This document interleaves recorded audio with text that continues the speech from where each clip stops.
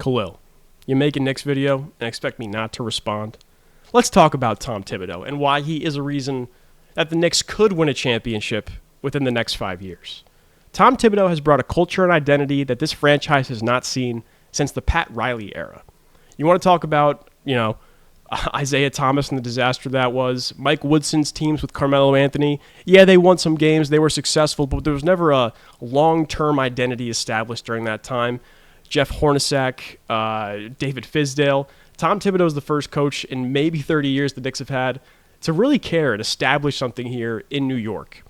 I know you got some PTSD from back in the day with the Chicago Bulls, and yeah, you could say he ran D. Rose, Joakim Noah, Luol Deng as hard as he could until they couldn't.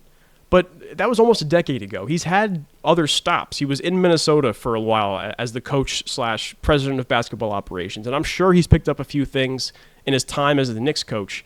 But when's the last time a coach has taken the Knicks 3 out of 4 times to the playoffs in the 4 seasons he coached them? It hasn't happened in a really, really long time. And that's all because of the culture and identity he's established as the Knicks head coach.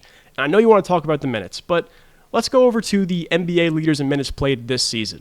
You got DeMar DeRozan, who's at 35 years old, played the most minutes of any NBA player this season. Domantas Sabonis, Kobe White, Mikal Bridges, Paolo Banchero, Kevin Durant, DeJounte Murray, Anthony Edwards, Nikola Jokic, and then at number 10, Jalen Brunson.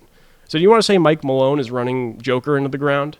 Is Chris Finch running Anthony Edwards into the ground? How about Mikal Bridges in Brooklyn? Is he being ran into the ground? No. These teams rely on their best players to play the most minutes so that they can have the most successful season they can. I don't really know what else you want them to do. I mean, I guess if you want to look at the Knicks' injuries this season, you start with Julius Randle.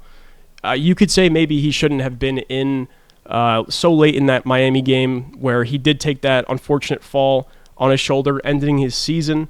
But, I mean, that was just a freak thing. It wasn't like Tibbs was leaving him out there because, they were trying to win harder. It was still double-digit game, and in the NBA, that's anybody's game. Mitchell Robinson hurt his ankle back in December. He was able to come back in the last month of the season or so, trying to condition into, his regular basketball self.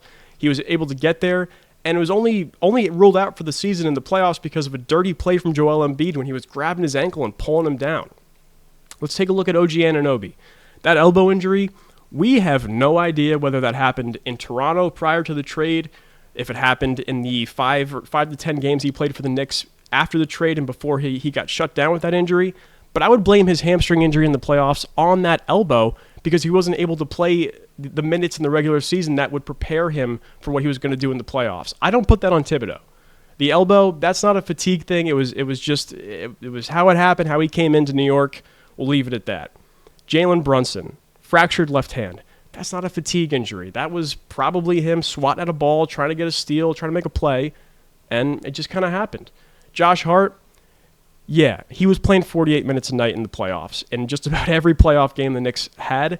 But what did you want them to do? Do you think running a 9-man rotation of Jacob Toppin, Charlie Brown Jr. would have helped them in their 7-game series versus the Pacers? I doubt it. I think it's just what the Knicks needed to do to stay competitive with the hand they were dealt. Bojan Bogdanovic, not a fatigue injury. He got stepped on in the Philly series.